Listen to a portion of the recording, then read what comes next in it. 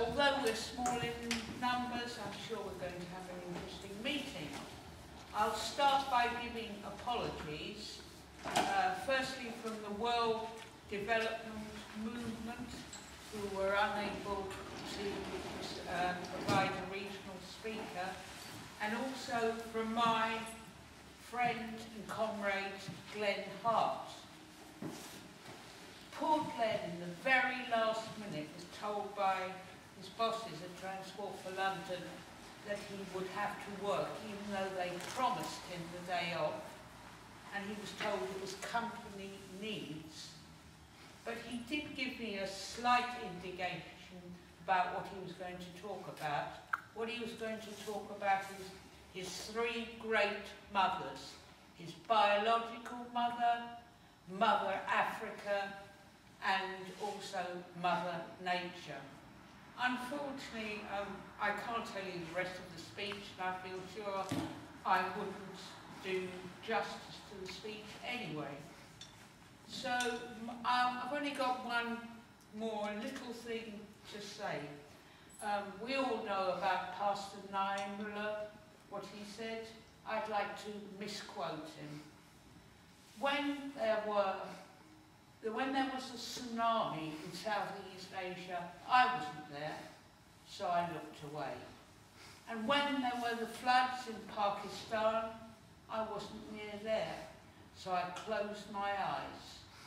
And when there was melting in the polar regions, I wasn't a polar bear, so I closed my mind. And now it is coming ever nearer and ever closer. And we must do something before it's too late, for the sake of not our children, but our children's children and our children's children's children. And with that note, I will introduce you to the first speaker, who is Jonathan Essex. He's a Green Party councillor in Reigate. You have the floor. I want to do it the other way around. It's fine. I'm fine. No, you got it. No. Well, I'm reading. You told me this is the programme. Would you like to go first? Jonathan. All right. You're going to be speaking for about 12 minutes. Can you give us about 2 minutes before we end? Well, you can speak for 15 minutes because we have lost. Okay. Well, let us know when Oh, I'm near the 20 moment. minutes? Whatever you like. Okay. Well, thanks for having me here. First, I should give you a bit of an introduction. I'm a councillor down in Surrey, but I don't think that's primarily why I'm standing here in front of you today. It's because back in 2005 I was working in Bangladesh. At that time I was working as an engineer. I saw the environment as something to do with the Cycle Forum on a Tuesday night, and my day job was what I could do to make most of a difference, which was working on projects to make roads better in Bangladesh. But when I was there, Bangladesh flooded. Bangladesh, 90% of it is less than 10 metres above sea level, so its circumstances are similar to those recently in Sindh in Pakistan. I lived in Dhaka. For 6 weeks it was under 1 or 2 feet of water. In fact, the week before I came back, the Land Rovers and the cars came off the roads and they were replaced by boats. Ingeniously made locally. For about $20 you could buy a new boat to take yourself up and down the road, because that was the main form of transport. But it wasn't all fun and joy. If you lived in the slums in Dhaka, it was a real concern because there was no longer any fresh water supply. The sewage and the fresh water of a city of 11 million people mixed together, and dirty dealings between the government and business meant that water purification tablets doubled in a week. The intake into the local hospital with cholera was running at 300 or 400 a day, and in the autumn it was the carol service of the expats, which was filling up the coffers of the money they didn't have, but they promised they wouldn't turn anyone away. But what affected me most was visiting a small village halfway between Dhaka and the north edge of Bangladesh, on the banks of the river Brahmaputra, which runs from Tibet and takes its water and funnels it through Bangladesh into the Bay of Bengal. And 2 weeks after I visited that village to look at how projects to develop rural sustainability and good governance in local politics could work together, and we could have sustainable business and green jobs. if you like, in that place. 2 weeks later, I read in the local newspaper that last night that river broke its banks and widened by 10 kilometres overnight, and the following villages were deleted. And the village I visited was halfway down a third paragraph of solid lists of village names.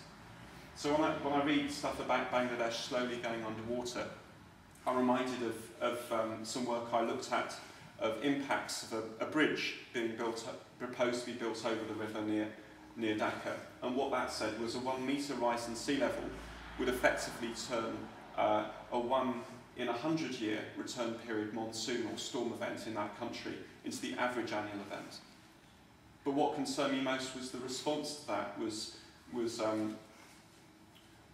in the people I met. I met one rickshaw driver, and he said to me, "What's your name?" I said, "Jonathan."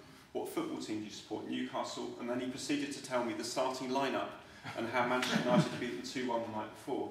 And I said, "How did you know that?" And he pointed and he said, "I live over there." And he like the distance from here to the edge of the room, there was what looked like a slum area and what looked like a lake. In fact, it wasn't a lake; it was an area flooded in the wet season. And I scratched my head saying, "Well, how on earth did you watch Man United score that goal?" And he said, "Well, you see that power line? That's power line to the Hotel Sheraton. And see those kids over there? They throw what look like coat hangers over the power lines to draw the rich people's electricity into the slums, out of the sky." And his uncle rewired the TV to pick up Baywatch, Premiership football and county cricket. But what shocked me most, which is what brought me here tonight, was that person there. He said, I said, "What do you think about climate change?" He said, "I know about climate change, it's obvious, it's in our everyday lives." But thankfully in Bangladesh, people are connected to each other, people care for each other, and there wasn't the same level of definite issue as there was in New Orleans in America. But he said to me, "Those are big issues. The big issues are the ones that get solved for us by the World Bank and the IMF and the Western people, so we aren't worried yet." So me as an aid worker, employed by DEF, which I think Barry was involved with in the last government, sending me out, whether it's DEFRA or DFID, to help there, I felt disempowered. But today, I don't think we really need to talk so much about climate change or flooding. Climate change is in the news today. The heat island effect was used as a ruse to say that climate change is something we don't need to hear about from the biggest company, funded by the biggest company you probably never heard of, the Koch brothers in the United States, encouraging us to ignore the evidence to face up to the issue, which is the greatest in our time. And I think what the biggest challenge of us in our time today is not whether climate change exists or not whether those people are suffering around the world or not whether our future generations have any doubt that they will be affected as well, but what we do about it and whether what we do about it is enough. So my greatest concern is more in line with Al Gore, and when he tells us how dangerous and disastrous climate change can be while on a plane flying around the world in his video. And then afterwards you can Google and see that he runs one of the biggest carbon offsetting, which is denial of responsibility companies in the world. Or whether we hear about it from our current government talking about nuclear, how this centralised, wasteful approach to generating electricity, which Chris Hume admitted recently in a talk to the Royal Society, is a costly failure, costing half of the Department of Energy and Climate Change's budget each year. He said it's like an expensive account dinner, everyone ordering the most expensive items on the menu because someone else is paying the bill. So I'll have more of that, please. Or whether it's the problem that we have lots of policy and we draw plans for how we're going to retrofit all the homes in the UK to be carbon neutral, and we're going to have electric cars, and that's all going to be wonderful. But I think electric cars last year in China, there was one purchased, and retrofitted homes down to anything approaching zero carbon in the UK is nowhere near 25 million. It's as if we feel happy in politics if we get the policies right, but then don't do them. Or we describe policies which we can do and then applaud ourselves that we've done what we said we were going to do, even though it's totally inadequate. We've got the Rio +20 summit next year, which is 20 years after the world got together to create an implementation plan which formed groups like Local Agenda 21, setting out how the way we can make a difference is locally on the ground. 20 years later, we had to move the date of this international conference because it clashed with the Queen's Jubilee. Okay, lots of distractions, skip those. Let's skip the problems. What about solutions? I would say we need to go beyond capitalism, go beyond consumerism, and also consider about the issue of development. Because capitalism, whether it's student loans, £9,000 a year being demonstrated about yesterday, who's rich enough to afford to take out a student loan? Is that available for everyone? Well, our approach to generating renewable energy in the UK is exactly the same. You can take out a loan and spend £9,000 on your roof and get a payment back on that, which is similarly long-term. So is that a solution for everyone? Is it the Green New Deal, which the Greens were proposing, which was about job creation and about making sure every home is efficient? And then consumerism.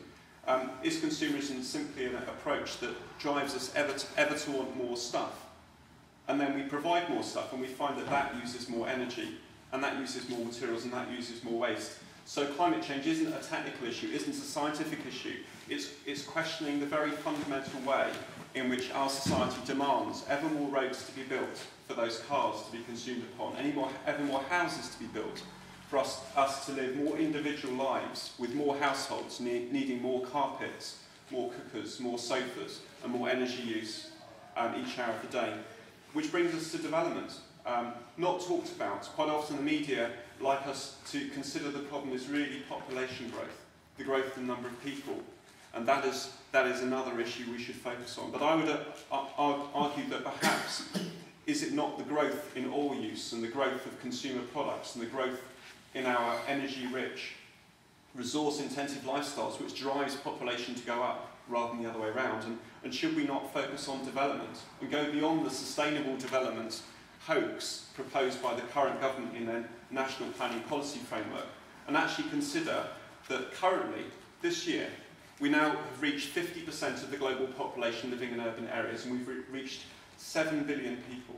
Now, if current predictions are to come true, in 2050, by the time we're supposed to have dealt with climate change in the UK, the global population will have increased to 9 billion and the urban population doubled, which means that for every house, every motorway, every airport, every one-way, every consumer good you can possibly imagine, if only the same percentage of rich and poor is around the world, okay, is living like we are now then, and there is no reduction in the rich-poor gap, then we will have blown climate change out of the water.